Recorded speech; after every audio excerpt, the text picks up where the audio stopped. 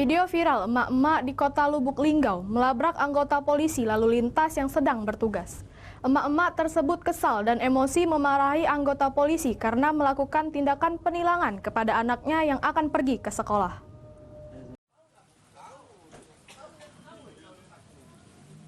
Kedua orang tersebut mendapat panggilan langsung dari Subdit Propos Paminal Polda Sumatera Selatan untuk dimintai keterangan di Polres Lubuk Linggau terkait dengan viralnya video yang memperlihatkan dua oknum Polantas dari Kesatuan Polres Lubuk Linggau yang diduga melakukan pungli dan penilangan kepada siswa pengendara sepeda motor di Jalan Raya Lubuk Linggau Utara 2.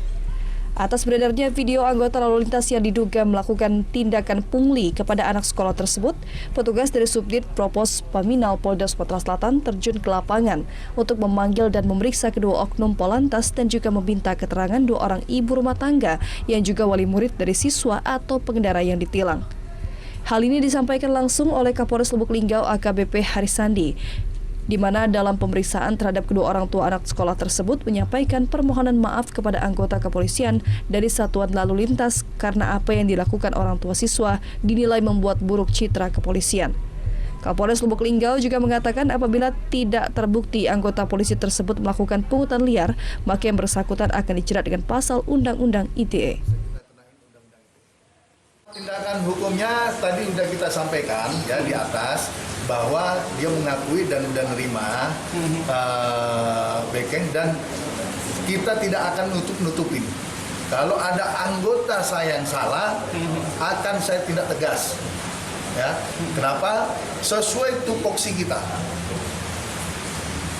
Nah, itu sebagai pelindung, pelayan dan pengayom masyarakat. Sebelumnya beredar luas video seorang emak-emak terbawa emosi saat anaknya ditilang Polantas karena tidak memakai helm saat berkendara. Caci maki yang dilontarkan membuat dua oknum Polantas ini tidak mau memperlihatkan wajahnya di dalam kamera handphone yang terakhir viral di Jakarta Raya.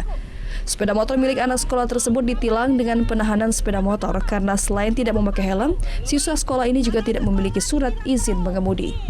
Dari Lubuk Linggau, Apriansyah Karim, iNews melaporkan.